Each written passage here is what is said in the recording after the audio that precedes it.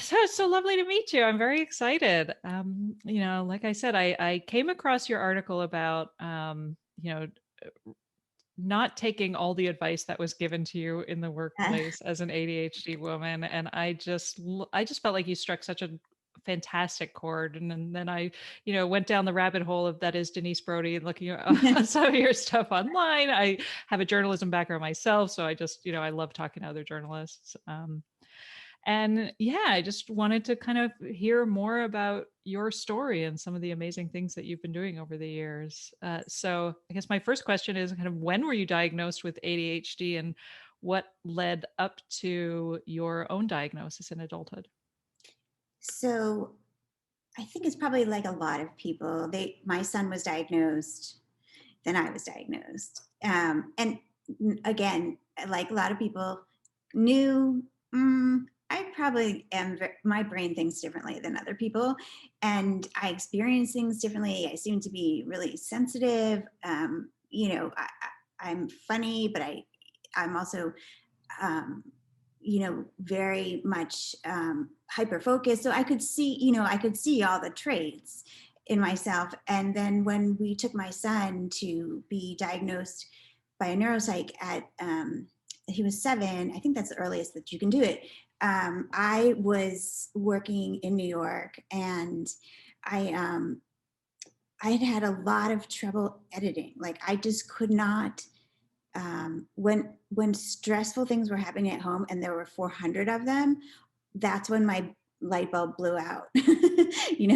That's when I was like, oh, okay, like I'm very good at pulling it together, but and I don't daily have I didn't feel like I had a daily issue, but then as soon as stress starts ratcheting up, that's when you realize I can't handle this. I'm going to explode.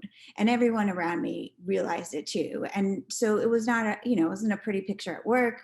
I was on deadline all the time. I was working until midnight. I was, hoping that my son would sort of get on a regular schedule of liking his school and so forth.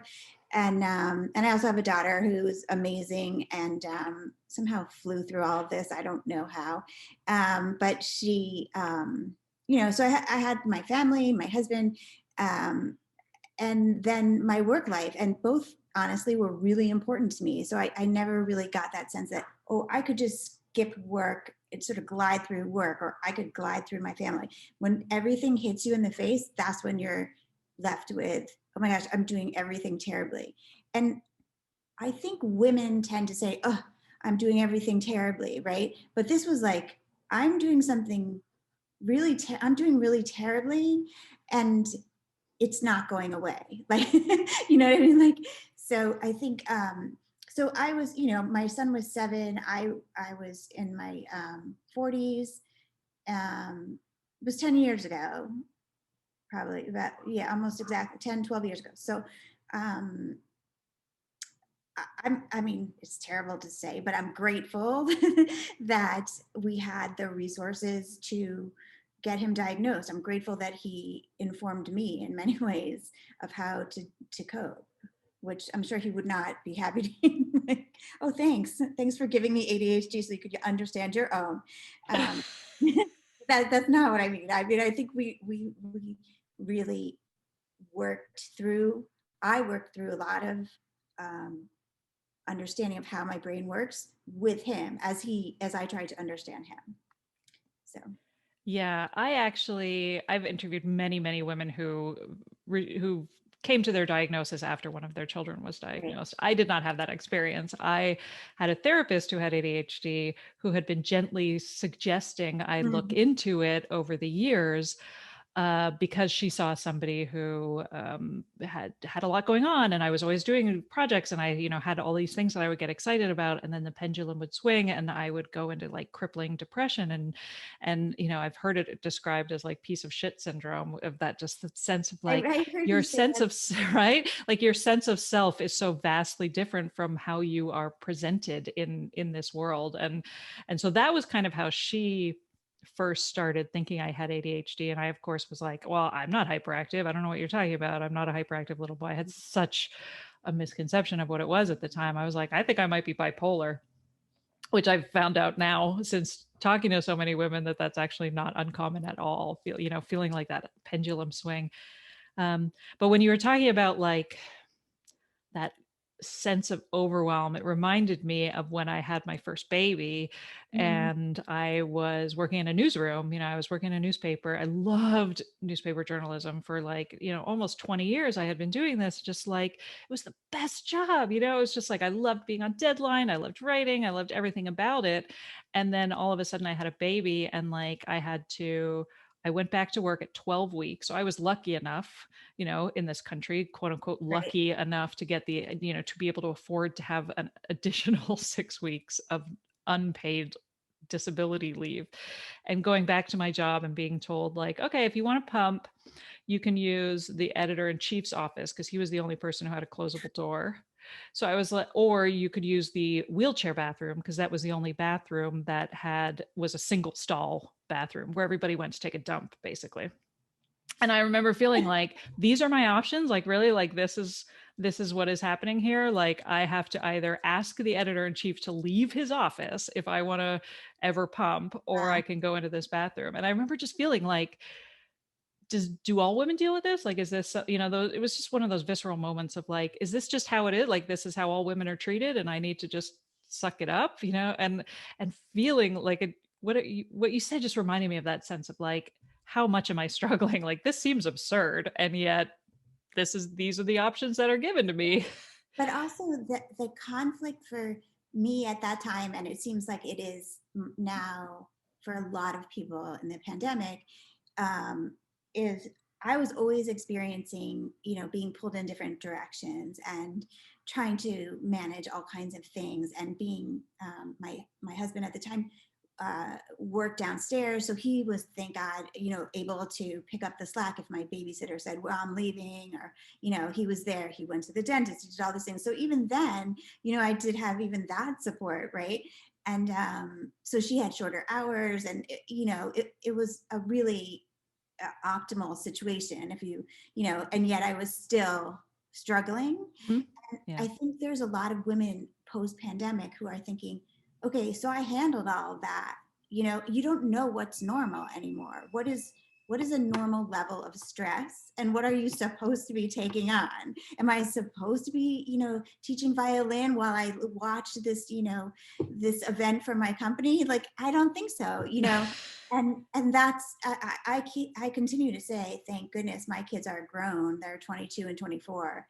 And although there's a certain, the pandemic has affected young adults as well, um, it's it's not like I had a house full of kids.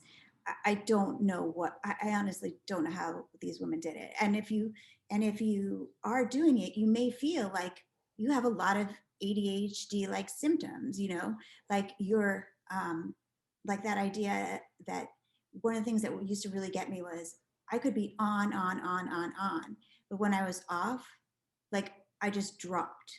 It was complete and utter exhaustion. And I would bet that people feel the same way these days, like, oh, finally my husband's home, and I'm done with my 4 shifts nursing, whatever the heck it is, right? And you just drop. You're so tired and your Mm. mind won't shut down. But it's a serious sense of what you said, overwhelm, where and it's very difficult to draw the line, and understand, am I living a life that's causing these issues? And I think a lot of people just write it off.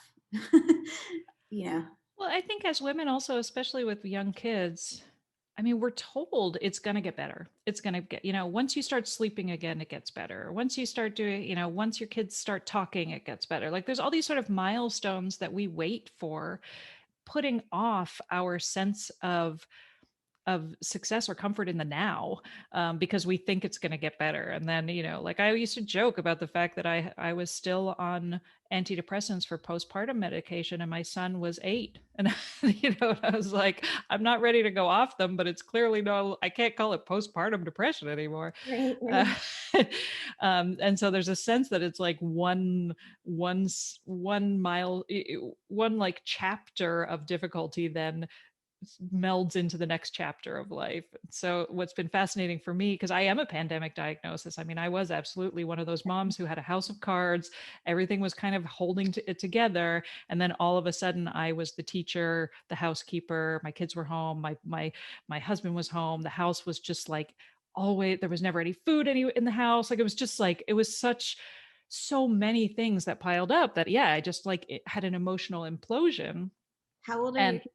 my kids are, my daughter's 14 and my son is almost 10.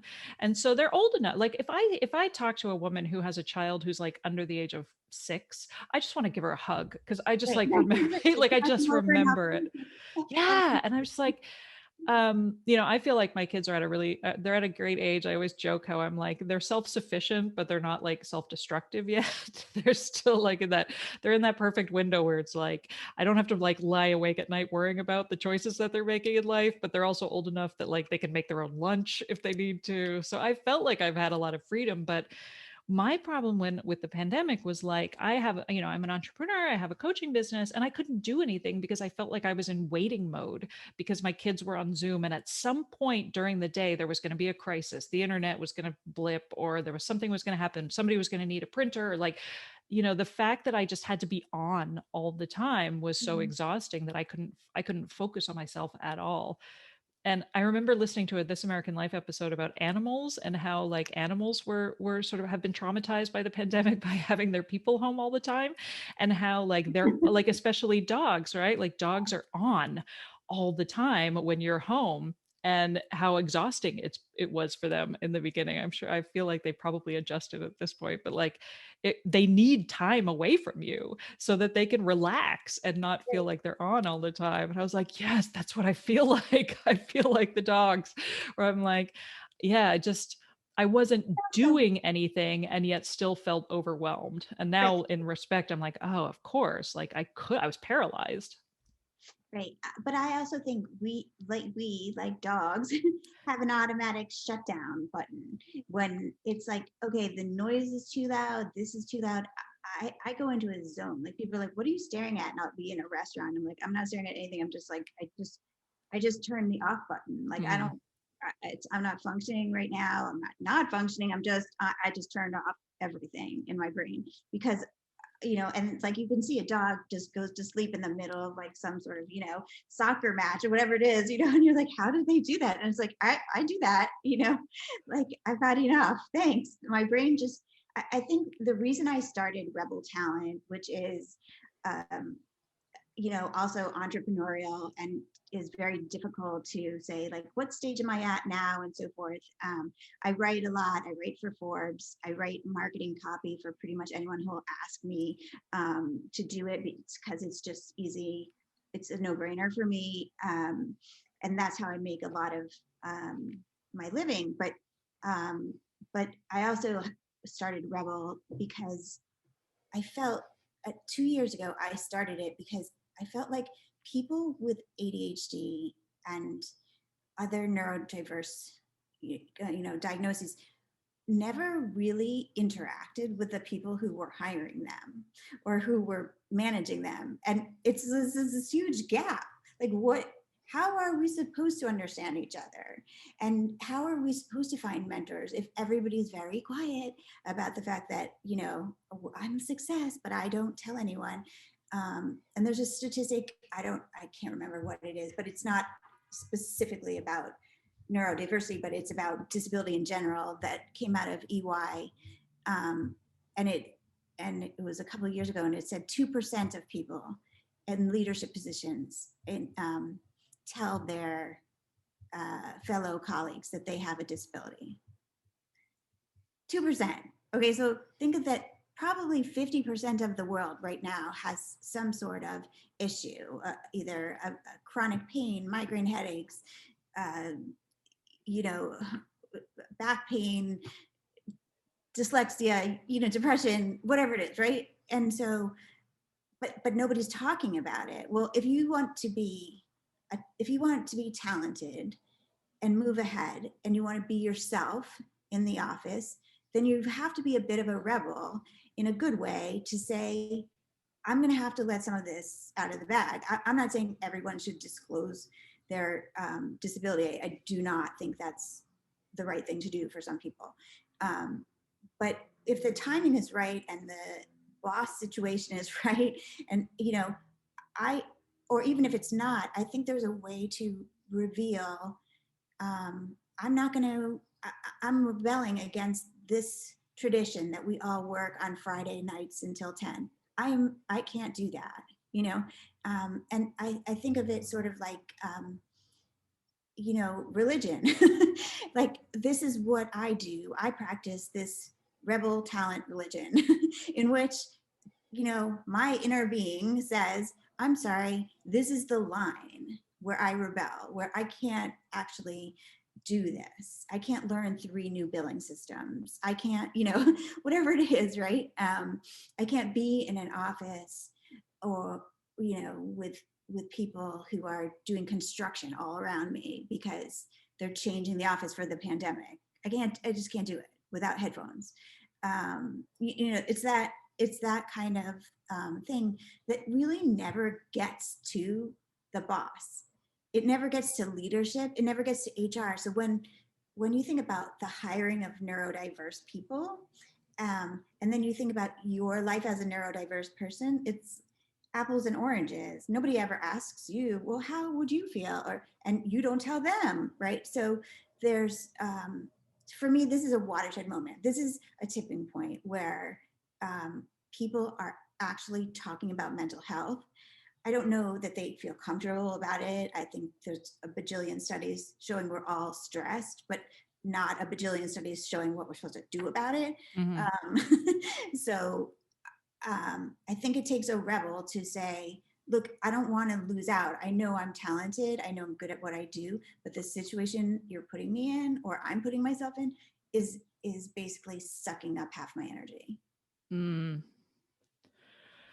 Yeah, I mean, you had mentioned about feeling grateful for the diagnosis and helping your child, and I've often felt weird about using the term grateful for the pandemic, but in terms of the, like I feel like a phoenix a lot of the time. I like that analogy because it really did take the pandemic, and it did take like a mental health implosion for me to get this diagnosis, which has been so life changing and has made me kind of reframe everything and sort of realize how incredible ADHD is, not only in as a neurodivergence, but just sort of like how I credit it for so many of the sort of successes I had in my life. And I just wasn't willing to see that because I was always trying to hide those parts of me. And so it's interesting, like when you talk about, like I've interviewed so many. I don't think I've ever interviewed a woman where after the interview I was like, she wasn't very smart. I mean, everybody is just so interesting and so fascinating and so good at what they do, and yet there always is that underlying sense of like the stigma involved that you're going to get found out and you're going to get outed, and like we are such overwhelming evidence to the contrary. And yet like you said, it's like one person, it's very difficult for one person to advocate for themselves, especially like if your job is on the line. Right. And these times it is. Yeah. It really is. Well, I mean, the other thing that I was going to say is, I think you have to turn the tables and say, I deserve this. Like, I deserve to be able to do what I do and do it well. And it comes along with the women and equal pay movement, the whatever, the Me Too. There's just a groundswell of people saying, whether it's Black Lives Matter or equal pay day, it's a groundswell of women saying, I am not going to take this anymore. And then corporate structures and organizations need to find a way to deal with it, and we're out in the streets, and we're I distinctly remember someone saying to me, a man saying, what is this Million Women's March, like, who what does that really do? And I thought, I don't know what it really does, but I think we're going to find out. It's going to do something. And Yeah. I was with him a little bit on the idea that enough with the protests, enough with the postings, like what's really happening. And then when I saw that they were signing up women to vote and to run for office, learn how to run to office at the that march, I realized oh yeah, you know what's going to come out of this? Women are going to be in local legislatures all over the country. Like Mhm. they're taking control, and it did. I mean, more women voted, more women ran for office, more women understood their local government and started being advocates than ever before. That's what that march did. It was, and I feel it's like directly correlated. So we're reaping, everyone's, the ADHD community, whoever it is, we're reaping the benefits of the women who are out there saying, I can't, I can't tolerate living this way anymore. Um, Right. Yeah. So, I mean, I take my pumping example, like instead of just saying, like, oh, these are the options that are available to me for pumping, and those are too stressful and ridiculous. So I guess I'm just not going to pump. And I guess I'm going to stop breastfeeding at 3 months. And then I right. guess I'm going to carry that guilt with me for the rest of my life every time my kid gets an ear infection or whatever. Right. Um, so, you know, I'm just the, walking, they're doing construction, so I'm no, sorry. it's fine. um but so it's like you said, like being able to create a climate in which you can even recognize that this isn't acceptable, and that's how these sort of movements get started. My husband and I were talking recently about Roe v. Wade and like the potential overturning of Roe v. Wade this year, and like if that, what kind of mobilization is going to come from that, because it's, again, it's an issue that doesn't affect white men. And so how much ground roots mobilization is going to come from that, and what's it going to look like on a national scale, because so many of these decisions are made on a state level. And anyway, a total uh, uh, divergence. But it's interesting, that, like you said, I guess just that idea of like being able to recognize that what is happening right now may feel like it's the norm, but it's not acceptable. And like, how do we even begin to recognize those situations when we are so bogged down in daily living? Yeah, the idea of having like from like another way to understand how people get information and how they understand what's normal and what's not. The one thing I dread writing about is celebrities, right? Like I don't want to learn my normal from some celebrity. That doesn't make sense to me. But I recently wrote about Elon Musk on SNL, and I don't agree with him on many, many, many fronts. But there was so much discussion about what is Asperger's, what is autism, why is he like this, what are all entrepreneurs like this, how does he manage to stay afloat and not just catch on fire, which he has. Go up in flames, like his life is so not moderated. And I realized, okay, so, and one of my friends who's on the advisory board for Rebel Talent said, so why are you doing this, Denise? Like, this man is not a role model. And I said, I'm doing this exactly because we're having this discussion on LinkedIn and everyone can see it and everyone can see this topic. And if they want to, they can scroll back and find out who you are as an ADHD coach and who I am. And that's opening a discussion that is really, wouldn't happen unless that person saw this link. Hmm. And I'm not saying Elon Musk is a great guy. I'm saying he lights a fire, and I'm gonna, there where there's heat and friction, I'm gonna hopefully get some traction, and it will alert people that to the issues. So. Hmm. Yeah. Um, So just to backtrack a little with Rebel Talent, tell me about the kind of inception of this, and who you work with. Do you work with employers or employees or both? So right now, I work with both. Um, the idea is let's meet in this middle space, and so companies hire me to basically. Um, it sounds terrible. It sounds like a goldfish bowl, but it's like a focus group. It's like if you really want to know how, um, you know, to go to work with people who are neurodiverse, you have to talk to them. And if you ask HR people or anybody, they'll say, I'm not sure I know anyone neurodiverse. I'm not sure I've interviewed anyone neurodiverse. And you're like, well, now you will.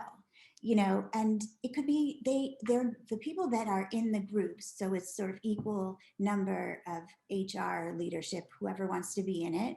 And then random people who have time to be very open and can use just their first name if they want to. They're not looking for a job. They're not interviewing. They're simply there to say, I represent the average person, or I can tell you how I felt. Not no two people are alike, but I think common questions come up, and it's like, oh, so noise really bothers you, or like really basic things, like the 2 days I stay home from work and I don't have to commute, I'm so profoundly, productive. Any of those things, and they don't have to be about stigma or I need mental health help and I'm having a crisis. The discussion is really about, hi, I'm this way, you're that way. What's the big deal? Like, let's become familiar with each other, or we won't be able to have any context for when we're trying to hire or help someone as a manager. And it's been really fun. Like, it's just I'm working on this book called sort of like the big book of rebel wisdom. And it all comes from people who have been in these conversations with me or who I've interviewed at Forbes. They've said just everyday things that make them that makes so much sense. And I heard it on your program as well, when someone would say, oh, I thought that was just me, I thought I only did that. And it's so validating to be able to both talk to people in leadership positions and not feel like you're on the, like you're on the rocks, like it's not your job, it's on the rocks, right? And also to be able to talk to other people like you and just let these things out, right? And then you Mm. realize, oh my gosh, that's not so, that like it's not such a big deal. If you can name it, you can make it manageable, but I don't think anyone's really doing what I'm doing because it's very niche, it's very small, and it takes a lot of time. So it's not necessarily going to be,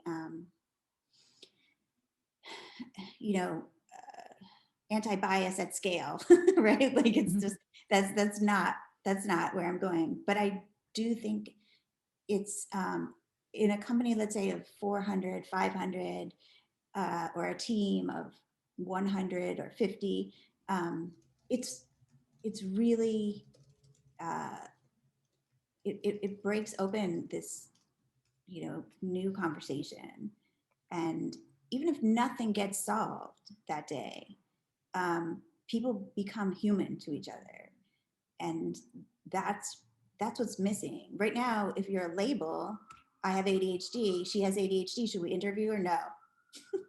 you know I don't want to be a label to people, and I know other people who would say, I don't even want my label known, and that's okay too. But just saying how I work or how I work best, or what happens to me when I get feedback from you after a long day, how I accept feedback, all of those things Mhm. um, have something to do with being neurodiverse. And frankly, other people who are not neurodiverse have them too. You know, there are people who freak out about getting feedback, and there's not diagnosed with anything. They're just them. That's just Joe. He hates feedback, right? Like, so they become normalized. Basically, things just become um, discussable. I'd say, uh, Mhm. and that's what Rebel Talent does. It says, I'm taking the time to, because I've been a success, or because I've really dug deep into this diagnosis myself and come to grips with it. I'm going to take the time to share with other people and rebel against the the traditions of not talking, or the traditions of my company, and speak up. Right. Well, and I feel like it makes so much sense. It's almost like the Matrix once you actually see it, like it's like it makes so much sense to lean into the strengths of your individual employees to get the best out of them, as Right. opposed to making sure that everybody is uniform. And yet, like, I think in the US, especially, like putting resources into the health and happiness of your employees is frowned upon. It's like, it's almost like a sign of weakness. Um, Whereas, like, really, at the end of the day, like, that's the best investment you can make in your company is making sure that you've Right, got like optimal workspace or if you 9 to 5 is not your jam, like, how do we figure out how to best right, right. lean into your strengths? And so when you talk about it that way, it's like, it feels like common sense, and yet it really just, the culture in this country is the exact opposite. I think it's why so many people with ADHD end up becoming entrepreneurs, because they just couldn't take it and they had too many outbursts where they were just like expected to do one thing and just couldn't perform. Right, or didn't ask for help. Right. Yeah. I mean, it's like, oh, if I'm an entrepreneur, nobody will see the fact that I cannot handle QuickBooks. Like that's just, nobody's going to ask me, do I have that skill? Um, I would have these massive charts, these donor charts when I was working for one nonprofit, and someone would say, so just scroll, just keep scrolling. And I'd be like, I can't see, like, I don't know why. It's like, just stop scrolling. Like, I don't understand where you are in this file anymore, and like, they're like, what is wrong with you? And, I just said, I don't know. I just can't see it. I can't visualize what you're talking about, these different groups and the different totals at the bottom when I can't see the totals at the bottom, and I don't know how much the campaign made. And it was like, it drove people insane. The people who were um, working on all the analytics, just, I'm sure, were not quite excited about working with me. And I, the same with them. But if we had talked about it and I had said, I know this thing is a 20-page report, but if you printed it out with me and we had a discussion, this would go so much faster. Like, really, honestly, like, that's all I need is a printer. Yeah. And I think that's why some people fail. They can't manage their responsibilities, right? Because they can't, they get sucked up in one activity that they're really bad at instead of asking for help. I mean, I used to do that with expense reports as a journalist. I would spend all weekend being like, oh, where'd that thing go? That tape, that receipt. And like, like every single thing I did was like, that had to deal with money. I did outside of work because I was just like, okay, then you add this to that, like it was a nightmare. And if I had taken my real work time to do that, I would have been fired immediately. So Yeah. I know. Asking for help is so hard for us. And I think, I feel like our default in so many situations is, if this isn't working, I'm the failure. Like, we immediately pile on ourselves. We never, our default, our knee jerk reaction is never, this situation is not ideal. How can we solve it? It's like, I'm terrible. I'm the failure. I can't perform, whatever it is, and I'm like, how do you even begin to work on that impulse, that knee-jerk reaction, after a lifetime of feeling like that you're the one who's wrong? I mean, yep, yeah. undo years of practicing life that way. Yeah. Um, that's the great thing I think about my son's generation in their 20s. They're like, my son's learning differences and his tutoring were embedded in his school. There was no, oh, the special kid goes over there, and therefore, and that happens to a lot of kids, where it's a known factor that the kids learn differently. And if you're in a decent school system, then you speak out, you learn to speak out. And as a kid, you learn to advocate for yourself. Like, I need to sit near the window on the bus to the game because I'll barf on you if I don't. Like, it's not huge accommodations.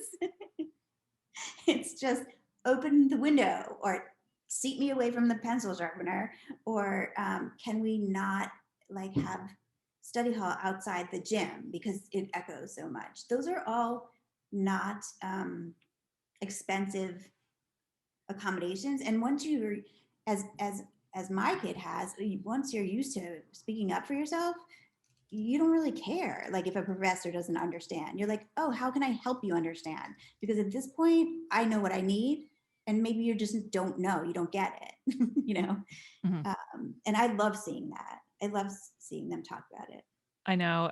And that I am grateful for that in terms of how I am now able to recognize the importance of self-advocacy, the importance of self-advocacy, and able to turn around and help my kids with that. Because you're right, it's so important. Like, my son, who is not yet diagnosed because I'm so recently diagnosed, we haven't even gotten there yet because of the pandemic, and so much of his school year was at home learning and remote learning, and like, Yeah, but this year, crazy, it, right? it was crazy, but I'm also, like I said, I'm very grateful because I've been sort of by his side this whole time. So I've been able to see so many of this idiosyncrasies that I've been able to link and say, okay, like, what are the structures that we need to help with that? And, I joke about the fact that, like, we all swear, we have no filter. We swear. There's no off limit words in my house except for the word lazy. We call that the L word.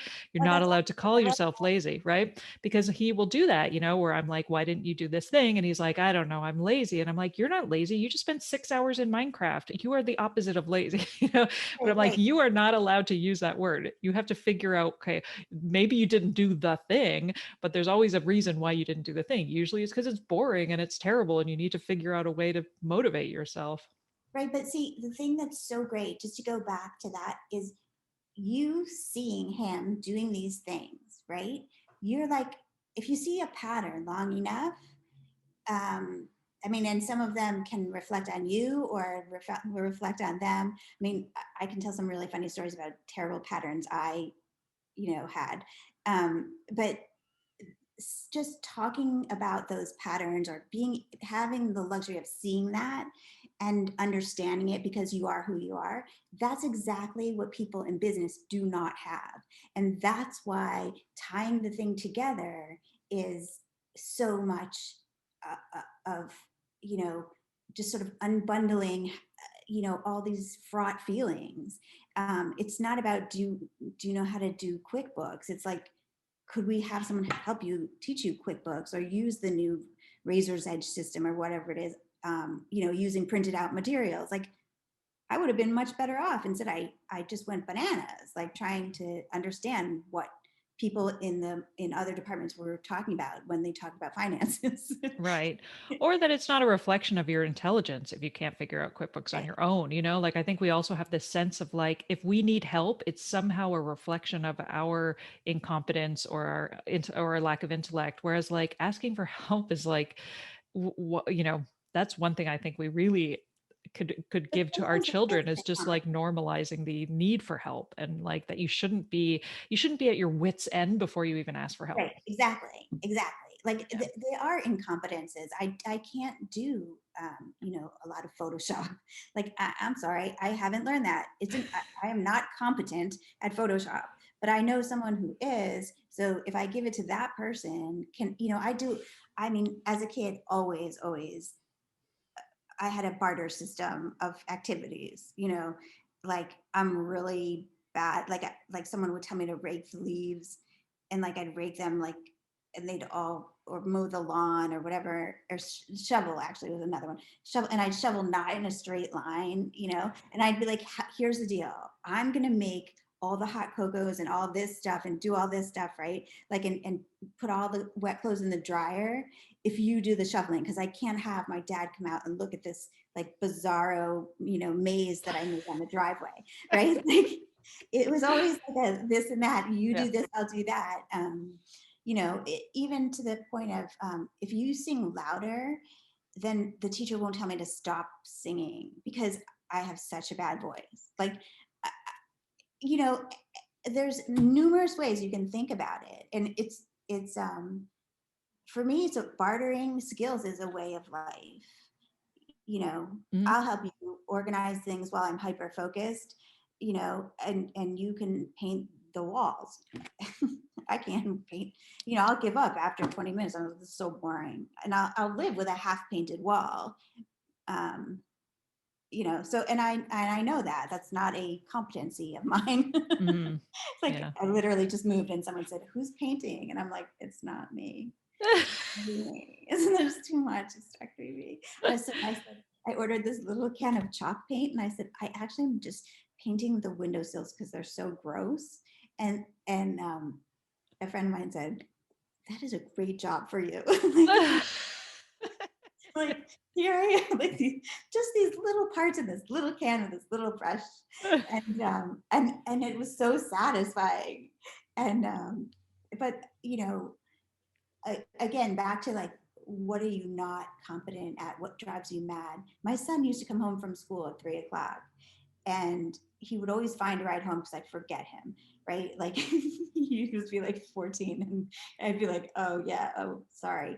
And when he called, if he needed a ride, I'd be like, why do you need a ride? And like I'd be bananas, And then if he came in the door and had gotten a ride, I'd be like, can you please be quiet? And he's like, I just got home from school. And I'm like, but I was just starting to focus. Like, and finally I was like, this is not your fault. Yeah. I am so sorry, honey. Like, I don't, I'm going to have to figure this out. But like, I'm so sorry for yelling at you at 3 o'clock every day. Yeah, I definitely had that at the beginning of the pandemic where it was like, you need to eat again? Why, I Yeah. just fed you. Right, right.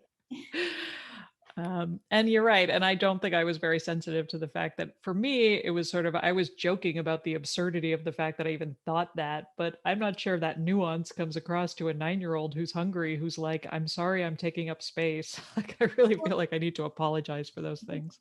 when I would work on events, I would come home. My office was very near our home, and I would I would run to the grocery store, get like a rotisserie chicken, some potatoes, some salad, and some ice cream. And I'd say everything, and I'd tell Toby everything is out for dinner. And one day he called me and he goes, "There's a potato on the counter." And I was like, "What? No, I'm sorry." Like, and I'm busy like checking in like high giving donors, and I'm like, "Potato?" Like, and I was like, "No, no, no. There's ice cream. There's salad. You just chop it up, and there's this dressing that you like, and then the rotisserie chicken. Just take it out of the fridge and let it get to room temperature." And he was like, "Right, but right now there's just a potato." And I was like, "That's so you can microwave it. Like, just what is the problem, And yeah, I was like, food? What is it? Like, I just expected him to be a gourmet chef at 14 or 15 and put all the pieces together. Now he jokes that I don't cook, I assemble food. Yeah, well, both of my brothers are. I remember getting angry with my mom because I thought that she had taught both of my brothers to cook and not taught me. And I was like, why did you go out of your way to not teach me how to cook? I'm like a totally incompetent adult now. And like, I feel like, and she was like, I didn't teach anyone to cook. They just sort of learned through helping me and putting things together. But like, I felt like I needed to be explicitly told how to do sort of adulting things. And I was I felt very betrayed that she hadn't like sat me down and told me how to do all of these things. Right, right. Yeah, and I remember as a kid feeling I I never understood when people said I had no words for it or I couldn't say it. And I'm like, what are you talking about? Like, I have so many words, like I have things to spare. Just take these freaking words. Right. Like, I mean, I was like, that never happened to me. But when I looked back, I realized whatever I was saying, I didn't have the right words to explain to my parents, who are both therapists and very kind people, what was going on with me, like how really upsetting certain things were. And they, like the car sickness was just a classic one where um, we would take these trips and go on these crazy windy roads. And my mom would say, "We're at the top of the mountain at the road to Hana or whatever, like in Hawaii." And I'd be like, and she's like, "We're gonna do this and this and this," and I'd be like, "I'll just be sitting here," and she would be so disappointed. She loves traveling, and I said, I don't even know how to explain how crappy I feel. And then all I could think about was we had to go back down. Like we got up here, I'm so focused on how to get down. And she, didn't say like get some food, or she didn't think about any of the things that might have helped me, because I couldn't really say. We would stumble upon them. Like one day she gave me a Diet Coke, or Tab as it was back then, and I sucked it down with some Benadryl, and I was like, I think I feel okay now. like, I mean, not Benadryl, Dramamine. And I was like, I took a half a Dramamine and like 2 cans of soda. And I was like, I can walk now, like, in a straight line. And I would feel crappy the next day and the next night, even if it was bad enough, if my inner ear balance had gotten bad enough. Um, and that they just, I could not explain why. Mm-hmm. You know, like I wasn't in the car. We were like, I would stop swimming because it would be like, I don't want to do that. You know, like certain, like even the swimming pool would seem like very rocky waters to me. Like, how do you say that to your friends? It's like, wow, it's like a big boat came through here. Like, and it was just your dad diving in, you know? Mm-hmm. So yeah, it's it I think for women of our age who get diagnosed, all of a sudden the pieces start to come together and you say, oh, this is why this, and this is this, and this is why I always fought with this person. That's why I always got along with this person. And it's really gratifying to know who you, like, why you are how you are. It doesn't And change there's who you are. It's just why was I like that? Yes, and there's nothing wrong with me. I think that's, I feel like I say this all the time, which is like the diagnosis is half the treatment, just having that answer. And like you said, putting all of these seemingly random struggles in our life sort of all come back to this one very neat package. Right. And But so I go don't think ahead. I don't think you can say, oh, I got a diagnosis and I feel so much better, because it goes in phases. I mean, I think you get really excited about being on medication, telling everybody about this who needs to know.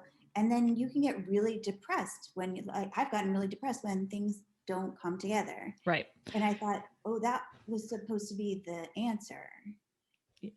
Yeah, that's why I say half the treatment, because I do feel I feel like you Okay, still okay. have to deal with the executive dysfunction elements and a lot of that stuff that's not magically going away. But you still sort of have to work with who you are, but at least, like, I feel like you have a fighting chance to lean into those strengths and to come from a place of there's nothing wrong with me. How can I advocate, or how can I ask for help, or all of these things that we had such a difficult time dealing with for so long, because we, like you said, we had no words. We didn't know what was happening. It's so difficult to really put your finger on what is going on. We're just kind of floating through, holding it all together. Um, yeah, and if you're like me and anyone who's listening to this, um, whether you have ADHD or not, if you listen to enough of these discussions, or if you have had ADHD diagnosis for long enough, you can spot someone anywhere who's having the same issue. You're like, oh, in Starbucks, like that guy, oh man, he's freaking out, or in the library, whatever it is, um, or on an airplane, like any space where you're with someone for a decent amount of time, right? Yeah. You become very attuned to what other people, who else in the room has these issues also, and or is struggling. I always feel responsible for people, like, what you should just do is like take my seat and sit over here, and then your baby will be fine, and we'll watch her while you get your diet, whatever, and your Starbucks, and eat that muffin, and maybe you should have some protein with it. I feel so responsible for other people, but that awareness is it can be very helpful to other people, and I find it very rewarding when I can't help myself to at least help other people. Right? Yeah. And that's why I think so many of us turn to advocacy for other people, which is just like, if I can help one person to not struggle the way that I felt like I was struggling, it will have all been worth it. And Great, so great. now, when you wrote Elephant in the Playroom, that was in 2007, right? Mhm. So that were you diagnosed then? Yeah. Okay, interesting. So I was spending most of my time trying to figure out my kids' schooling, um, and I often, this is going to sound terrible, but I often felt like I was more of an expert than the expert who was helping my son. Yeah. And I think to myself, you're doing a great job, but he only gets 10 minutes with you. What do you think this is going to do? You know, like, could we try this at home and not have OT at school? Like, you know, things like that, where the person was perfectly competent, but they weren't seeing the larger picture. And I began to ask other parents, well, what do you do when the OT room moves and they only basically get 10 minutes of OT instead of their 25? And what do you do when you go to your mother-in-law's when like your kid is just like in a I'm only going to eat beige food moment, you know, or doesn't want to hug anyone? And how does that affect your marriage? Like, I was relentless. I would just ask people quietly questions. And if they didn't answer, they didn't answer. But what I found was that other parents also felt like experts. They also wanted to tell their stories, um, and they really had a viewpoint that's so different than a medical diagnosis. It's a lifestyle. You know, like they people and then some people said to me, well, you got 41 people to write, and you know, they spilled out their stories, you took advantage of them. And I said, would you like me to show you the letters that every single person wrote saying this was so therapeutic? And to this day, if I have someone I know who's wants to tell me part of their story, but they don't want to tell me the rest, I say, just write a letter to yourself. Like, write it to yourself. It's so therapeutic, you know, what you want other people to know. Um, because getting it out on paper, and even even if you're sitting alone in bed at night, you share the story, you know, the next day with your husband or whoever, a neighbor who has the same issues, all of a sudden it creates this was before the web, you know, this was like before I sent paper letters out to people, you know. And I remember sitting at the dining room table, like, you know, mailing them with my babysitter. And there's now so many outlets for community, but there's something different about at that time there was a lot about seeing 41 different types of situations in one book. It wasn't a memoir, it was all these little bits and pieces of information. And that's how I ended up writing the book, because I I just realized I was having all these really awful issues that didn't seem like I would talk to the medication manager or the pharmacology guy about them for my son. You know, I was like, he doesn't really like getting hugs from his grandmother. And, you know, like, who do you ask that question? What do you do? Right? Yeah. Yeah, you know, and it's interesting too, like I feel like there is so much therapy in, like you've said earlier, like just knowing that you're not alone, you know, like that is also such a huge um step toward healing, you know, that and that's been a realization for me through this podcast as well. Like, just, you know, the answer is not in the next self-help book that's going to tell you how to do XYZ in order to live a better life. Like, the answer is finding your community and feeling understood and feeling less isolated and feeling like, you know, I think That's so maybe we're right. it's, Like, I think that's maybe so true. we're we might have more access to communicate with each other through the internet than we did a generation ago, but we're not accessing the full people. We're accessing like very limited ideas of who people are, which is probably contributing to an overwhelming sense of isolation, especially when you think of mental health isolation. And so, yeah, I think being able to kind of parse out um, this experience in conversation has been so profoundly life changing for me. And now I'm like, and then other people get to listen to it, and it's profoundly life changing for them too, just to hear themselves in these stories. I'm like, I that was is where the so grateful. healing is, right? When you contacted me, I was so grateful. I was like, wow. And then I went on this walk. For some reason, when I walk, I like to listen to podcasts, Same. and I remember them much more than I do. So I can remember these moments, like where, you know, an entrepreneur said, you know, her revenue streams and this whole thing. And I'm like, geez, anyone else would think you were nuts, but I totally get this, you know? And like, there were just certain ones that really stuck with me. And I kept thinking, this is great. Because even if you only listen to one a week or whatever it was, I mean, I'm just thankful that you're bringing this into the world. Like, it's just, it's just like my book, but it's, it's now, and it's a little more flexible than a big hardcover book. Right. And I think there's more women to talk to. So who need this outlet. So anyway, I just want to say thank Yeah. you for doing this. This is just, Aw. And yeah. well, thank you. I love what you are putting out into the world, and especially the work with changing the workplace and how we can view neurodivergence in the workplace. I think is so important. And Yeah, this like the way I write for Forbes, people will read the story and they're like, what's different about this? And I say, it's because I'm one of you. Like I don't write like as if I'm a press release or I'm a corporate wonk or I run the numbers and I worry about ROI. I talk about all those things, but I talk about them on a very human level. And I think a lot of people are doing that now. But for a Forbes reader, when you think about it, nobody in business was talking about neurodiversity in 2018 really regularly. Maybe mental health, maybe substance use, maybe opioids, all of those things. But those were also sort of put to the back. Like, you deal with those, you know, we want you to know that we want things to be confidential. So it was never an outside, an out in the open discussion, because a lot of them those conversations have to be confidential, right? Mhm.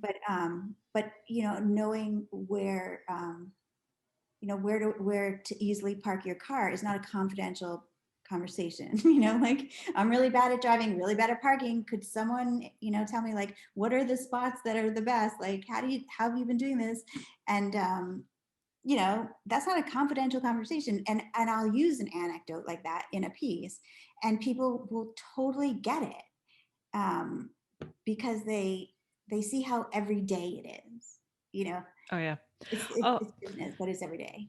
I think one of the biggest single reliefs I've ever felt since my diagnosis was when I read that brushing your teeth was like an issue. Yes, And I yes, just was like, oh, you're kidding, because it's so private and it's such like right. a personal shame and fault. And the fact that, like, even if we can't openly discuss it about ourselves, if we can discuss it in the generic that it's an issue for some of us, like, I just was like, oh my God, yes. Like It's that such a feeling. weird, fluky thing. It's like, Yeah. wait, No, I it want to. makes perfect sense if you think about it. It's really boring. There's no immediate reward. There's no immediate it's you understand in very obtuse, abstract ways and why you should do it, but it's really like a terrible thing to have to do on a regular basis. Like it makes sense to me when you really like break it down why it's so difficult for us, but it's also That was one like, of them. When you talked about that with somebody else, that was one of those things that, where would that ever come up? right? Yeah. But here, it was like, yes, I totally get it. I have things like, I guess my kids or my friends notice the most, but they'll say, like, oh God, I'd be like, why do I always get stuck in a line next to someone who stands so close to you? And they're like, you don't, Denise. You just don't like people standing in line like that way. Like, I'd be like, it always happens to me. Maybe it's because I'm short. Maybe, like, and they're like, no, that's one of those things where I literally just get so agitated when people are so close to me, like nipping at my heels with their cart back in the days pre-pandemic, right? Like, standing 6 feet apart, it's just a brilliant thing for me. Yes, I agree. I really hope we keep that. Yeah, and I think one thing that's so wonderful about the neurodivergent community is how open and accepting most people are, and like the weirder the better, in my opinion, right? Right. Like all of these things that you've had secret shame about for so long, it's like, bring it on. We're all weird, you know? Right. And the hacks too, like, Yeah. you think, oh, that is such a good idea. Yeah. Whatever it was. I mean, I grew up with what I call, like, the ultimate ADHD hacker, my dad. And we had a name for it. It was called the Brodey method. And my dad has ADHD, as learning disabilities, and he was diagnosed with learning disabilities at a young age, but he's 80, but he spent a lot of time in therapy, not really with a tutor. And I don't know really how he did it. He's a wonder. But he became a psychiatrist because of all the therapy he had and all the struggles he had. But but he also became shameless about making things the way he needed them, the Brodey method. So at the where the telephone was, there would be these white pads, and then there'd be on the back would be a big pen that was with a string attached to it. So you never had to look for a pen when someone called to write down their name. Like that's just a classic. Right. Um, and I'm trying to think of oh, like, if somebody, if you're, oh, this is a great one, when there's too many people in the house and too many glasses and all the glasses are getting mixed up, and like, why run the dishwasher 75 times? My dad puts different colored rubber bands on the glasses so that your coffee cup is yours, like that's yours for the day. You have red. I mean, there's endless uses for rubber bands, right? um and he would like, he's the one who taught me that when you go to a hotel and like there's some weird squeaky noises, like just bring WD-40. He had this little thing of WD-40. Like, and they'd be like, who else does that, Oh my God, I love it. So I mean, those hacks that you get along with the toothbrushing, with the confessions, I've learned how to live my life a lot better. Yeah. Um, Well, and it really flips the script when you realize like we're not lazy. We're actually really hard workers. Look at all of these ways in which we have like gone the extra mile to make our life less terrible, or like to manage with some of these issues. Yeah. well, someone said to me, like, "What are you?" I was dating someone, and I would make the bed while I was in it, and they're like, "What are you doing?" And I'm like, "It's just so easy this way." And they're like, "That is really weird." And I'm like, "No, but like I don't spatially know how much is on the other side, of the sheets are on this side, and the comforter on this." And like that's one of those things someone else taught me, and I was like, I love this. This is great." I love it too. Yeah, I have to bring my pillow with me everywhere I go because I can't sleep on any other pillow but my own. And like, it's forever a source of conflict with my sister-in-law because she takes personal offense that I don't use her pillows. And I'm just like, I'm sorry. A good night's sleep is more important to me than your affection. Well, it took 10 years for, I think, all of us in our family to say to my mother, "Your sheets are crunchy. They're like so, I don't know what it is. They're crunchy." I know exactly what you're talking about. Yeah. So we would take, I always, if I don't have a pillow or whatever, I take a t-shirt, like a cotton t-shirt, and I put it over the pillow. And like Good just a plain hack. white t-shirt from the Gap, short sleeve t-shirt, and it fits perfectly over the pillow, and then it's mine. I don't have to crunch around like that when I That's roll smart. around in bed. I No, love it. yeah, it.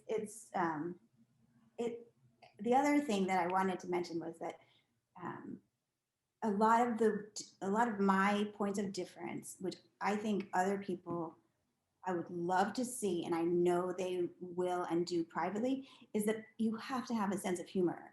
You really have to laugh. And you have to be able to laugh not only with each other about ADHD jokes, but be able to laugh when someone doesn't understand you. And that's become a big thing for me. Just looking at the other person like, wow, you're a nose picker. I find that to be a really strange habit. And it's very upsetting. Are you neurodiverse? You have neurodiverse nose picking issues. Like, everybody has their quirks. Like, I don't want to Yeah. see Bob pick his nose through the entire meeting. Maybe that's a normal trait. That's just terrible. Get rid of that normal trait. Right. Yeah. you I know? feel like it's the difference between somebody telling you something really like vulnerable and personal and somebody who's neurotypical might respond like, I'm sorry. And a Right. neurodiverse person would be like, that's fascinating. How did that Right. happen? Why? What's going Right.